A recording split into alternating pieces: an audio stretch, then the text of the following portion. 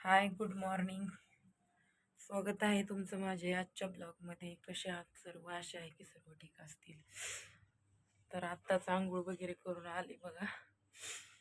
आणि आता हे रात्रीला पाऊस आला होता, कपडे बिपडे म्हणलं काढावे, ड्युटीचा टाईम व्हायला.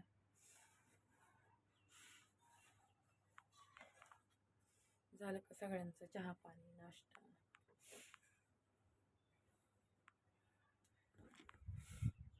माझं काहीच झालं नाही, आज उठायला उशीर झाला. डोकं धुवायचं होतं, ते बी धुलं नाही.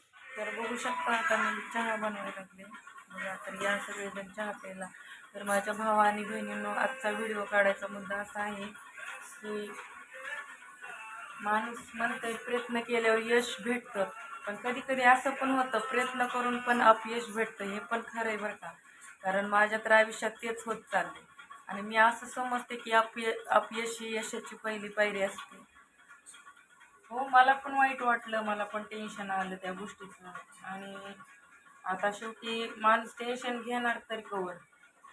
ज्या गोष्टीला विलाजच नाही त्या गोष्टीचं टेन्शन घेणार तरी कितपत घेऊ शकतो. तसंच माझ्या पण आयुष्यात झालेलं आहे. पुष्पा धायगुडे 444 ही माझी पहिली ID आणि पुष्पा धायगुडे 555 ही माझी नवीन सुरुवात आहे.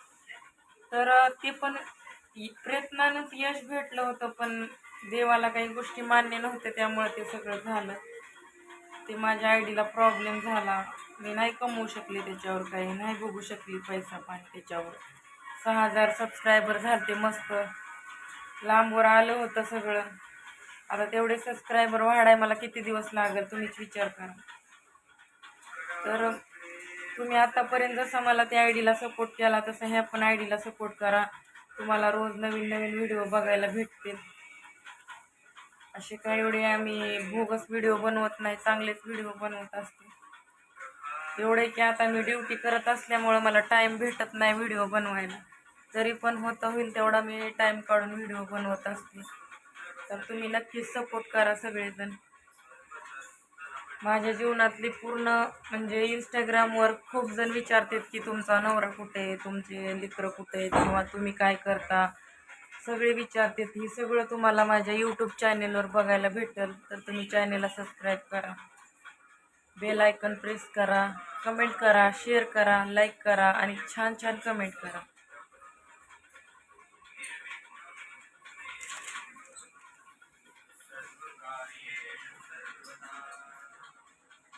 माझा नवरा तर माझ्यासोबत राहत पण नाही, माझे लेकरं पण सोबत नाही. म्हणजे होते सोबत, पण सध्या गावाकडे ठेवलेत मी.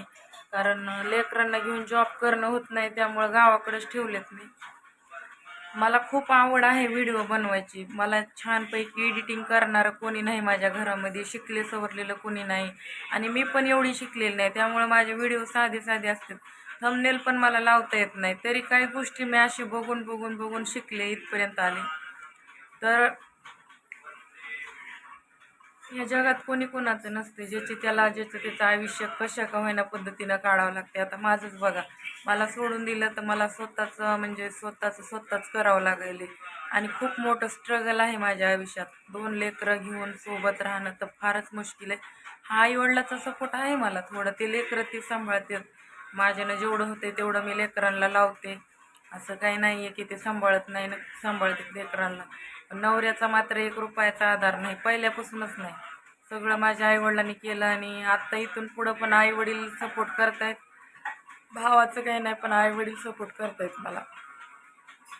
सपोर्ट म्हणजे आता लेकरं, 2 लेकरं गळ्याला लहान लहान घेऊन तर काम करता येत नाही, त्यामुळं ते मला लेकरं सांभाळायला तेवढं मदत करतायत. बाकी मी माझं माझं काम करूनच ॲडजस्टमेंट करते. तर माझ्यासारखी वेळ कोण्याच मुलीवर येऊ नये, कुठल्याच मुलीवर असा अन्याय नाही व्हायला पाहिजे. मुलगी देताना तुम्ही पण विचार करून द्या, नाहीतर त्यांच्यावर पण अशी वेळ येऊ शकते. लोक काय करतात, लग्न करूच तर गोड बोलतात, हां आम्ही असं करू तसं करू. त्यामुळं तुम्ही विचार करून चांगलं ती व्यवस्थित आहे का नाही बघूनच द्या. कारण मी गडबड केली, विचार केला नाही कुठल्या गोष्टीचा, बघितलं नाही व्यवस्थित, त्यामुळं माझ्या तर गळ्यात ह्या गोष्टी आल्यात. शेवटी आयुष्याच्या चिंध्या होऊन गेल्या माझ्या.